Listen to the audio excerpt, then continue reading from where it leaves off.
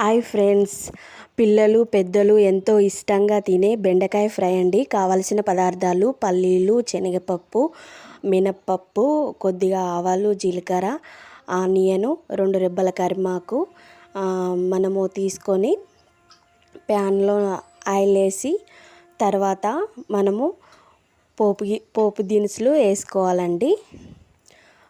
నేనైతే మూడు పావులు వేస్తున్నానండి ఆయిల్. మీరు వాడుకునే తీరు దీంట్లో వేసుకోండి.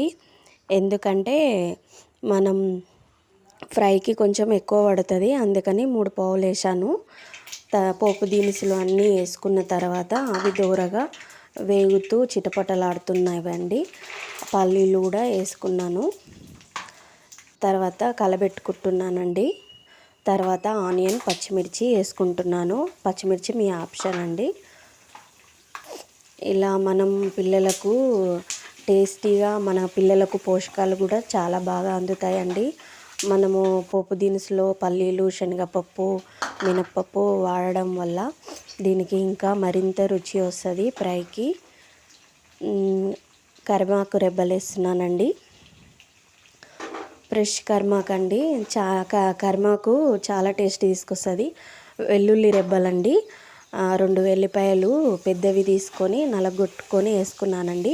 అప్పుడే మనం దంచేసుకుంటే ఫ్రైలో టేస్ట్ వస్తాయి. లాస్ట్లో బెండకాయలు వేసేస్తున్నానండి. బాగా కలబెట్టుకుంటున్నాను. బాగా కలబెట్టుకొని మనం దానికి క్యాప్ పెట్టేసుకుంటే కొద్దిగా మగ్గుతుంది. ఇప్పుడు పసుపు వేస్తున్నానండి. పోపులోనే వేస్తే పసుపు మాడిపోయి బ్లాక్ కలర్ వస్తుంది, అందుకని ఇప్పుడైతే దగ్గరగా వచ్చేసింది ఫ్రై అయితే. ఇప్పుడు నేను 1 స్పూను ఎర్రమిర్చి పౌడర్ వేస్తున్నానండి, కారం పొడి అన్నమాట. ఇప్పుడు బాగా కలబెట్టుకుంటున్నాను. కారం మీరు తినేంత వేసుకోండి. లాస్ట్లో కొంచెం సాల్ట్ వేస్తున్నానండి. తర్వాత అంతా కలబెట్టుకుంటున్నాను. ఆల్మోస్ట్ దగ్గర పడ్డది. కొద్దిగా ధనియా పౌడర్ వేస్తున్నానండి.